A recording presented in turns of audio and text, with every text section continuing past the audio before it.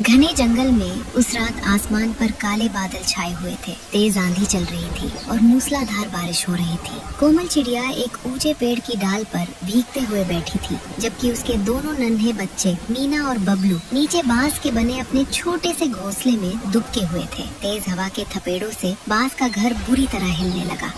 मीना, बबलू, जल्दी बाहर निकलो मेरे बच्चों, ये घर अब और नहीं टिकेगा। नहीं मम्मा, बाहर तो और भी डरावना है, हवा इतनी तेज है, हम गिर जाएंगे।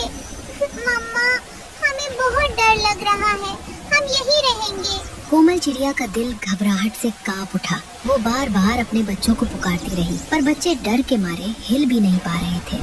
मेरे बच्चों, अपनी माँ पर भरोसा करो, अगर तुम अंदर ही रहे तो घर के साथ तुम भी गिर जाओगे। बाहर निकल आओ, मैं यहीं हूँ, तुम्हें कुछ नहीं होगा। माँ की आवाज में इतना प्यार और इतनी चिंता थी कि आखिरकार मीना और बबलू ने हिम्मत जुटाई और कांपते हुए घोंसले से बाहर निकल आए। ठीक उसी पल एक जबरदस्त हवा का झोंका आया और बांस का पूरा घर चरमराकर टूट गया और धड़ाम से नीचे जा गिरा। मम्मा, हमारा घर टूट गया। तीनों बारिश में भीगते हुए, ठंड से कांपते हुए एक दूसरे से लिपट गए। मीना की आंखों से आंसू बहने लगे। मम्मा, अब हम कहाँ जाएंगे? हमारा घर तो खत्म हो गया।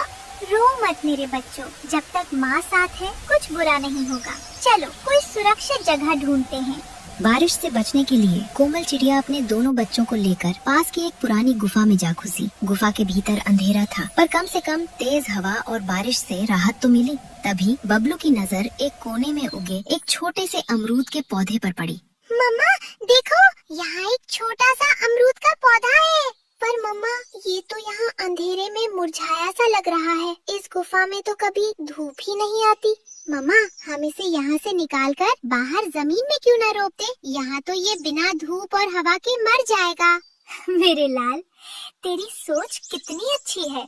हर जीव को खुले आसमान और धूप की जरूरत होती है, चाहे वो पौधा हो या पंछी। कुछ ही देर में बारिश थम गई और आसमान साफ होने लगा। कोमल चिड़िया ने अपनी चोंच से धीरे धीरे उस नन्हे अमरूद के पौधे को जड़ से निकाला और बच्चों के साथ गुफा से बाहर ले आई। बाहर निकलकर कोमल चिड़िया ने एक धूप वाली जगह चुनी और वहाँ अपनी चोंच और पंजों से मिट्टी खोदकर उस अमरूद के पौधे को रोप दिया।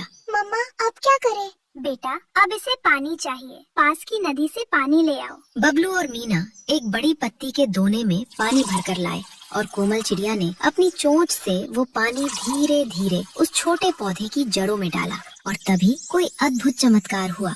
जैसे ही पानी की बूंदें मिट्टी में समाई, वो छोटा सा पौधा तेजी से बड़ा होने लगा। मम्मा देखो, ये तो बढ़ता ही जा रहा है। पल भर में वो नन्हा पौधा एक विशाल घना अमरूद का पेड़ बन गया, जिसकी मोटी शाखाओं और घने पत्तों के बीच एक सुंदर आरामदायक घर बन गया था। मीठे अमरूदों की खुशबू से महकता हुआ एक जादुई अमरूद का घर। मम्मा, ये तो सपने जैसा है। अब हमारा घर पहले से भी ज्यादा सुंदर है। मेरे बच्चों, शायद प्रकृति हमारी मेहनत और अच्छे दिल का इनाम देना चाहती थी। आज से यही हमारा घर है। तीनों ने उस रात पहली बार चैन से, बिना किसी डर के, उस मीठे अमरूद के घर में नींद ली। कुछ ही दिनों में जादुई अमरूद के घर की खबर पूरे जंगल में फैल गई। मिट्ठू तोता, बंटी कबूतर और बुलबुल कोमल चिड़िया से मिलने आए और खूब खुश हुए। वाह कोमल बहन, कितना सुंदर घर है और अमरूद भी कितने मीठे हैं। पर ये खुशखबरी कालू कौवे और उसकी पत्नी बिजली कौवी तक पहुंची तो कालू के मन में जलन की आग सुलग उठी। ये क्या, उस छोटी सी चिड़िया के पास इतना बड़ा, इतना सुंदर घर, और मैं यहाँ एक टूटी डाल पर बैठा हूँ। कालू जी, हमें अकेले कुछ नहीं करना चाहिए, हमें तेज चील दीदी को बुलाना चाहिए। उनके सामने तो कोई टिक ही नहीं सकता। कालू कौवा तुरंत उड़कर तेज चील के पास गया और उसे अमरूद के जादुई घर की पूरी कहानी सुनाकर उकसाने लगा। चील भाई, वो घर तो आपके ही लायक है। इतना विशाल पेड़, इतने मीठे अमरूद, आप उड़कर जाइए, वो कमजोर चिड़िया आपका कुछ नहीं बिगाड़ पाएगी। एक नन्ही चिड़िया मुझसे टकराने की हिम्मत करेगी? चलो अभी देखते हैं। तेज चील अपने विशाल पंख फैलाए सीधे कोमल चिड़िया के अमरूद के घर जा पहुंची। उसे देखकर मीना और बबलू डर के मारे माँ से चिपक गए। ए चिड़िया, ये शानदार घर अब मेरा है। अभी के अभी यहाँ से चली जा, वरना अंजाम बुरा होगा। चील भाई, ये घर हमारी मेहनत और प्यार से बना है, मैं इसे कभी नहीं छोड़ूंगी। कृपया आप यहाँ से चली जाइए। तेरी इतनी हिम्मत, अब मैं इस घर को अपने पंजों से नोच डालूंगी। ये कहकर जैसे ही तेज चील ने अपने तेज पंजे अमरूद के पेड़ पर मारे, पेड़ की छाल के पीछे छिपा मधुमक्खियों का एक बड़ा छत्ता हिल गया और सैकड़ों गुस्साई मधुमक्खियाँ भनभनाती हुई बाहर निकल आई। मम्मा देखो, मधुमक्खियाँ। मधुमक्खियों ने चील को चारों तरफ से घेर लिया और डंक मारने लगी। दर्द से चीखती हुई चील जमीन पर आ गिरी। ये देखकर कालू कौवा और बिजली कौवी डर के मारे कांपने लगे। मुझे माफ कर दो चिड़िया बहन, मुझे माफ कर दो, मैंने बहुत बड़ी गलती की।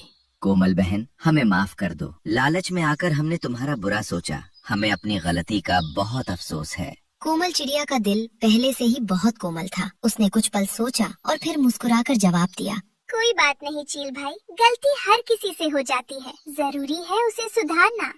कोमल चिड़िया ने अपने घर के सारे पके मीठे अमरूद तोड़कर तेज चील, कालू कौवे और बिजली कौवी के साथ साथ मिट्ठू तोता, बंटी कबूतर, बुलबुल को भी बांटे। सब मिलकर हंसी खुशी अमरूद खाने लगे। जंगल में एक बार फिर प्यार और अपनापन लौट आया। दोस्तों, मेहनत, हिम्मत और अच्छे दिल से बनाई गई हर चीज की रक्षा प्रकृति खुद करती है और सच्ची माफी तथा प्यार से बड़े दुश्मन का भी दिल जीता जा सकता है।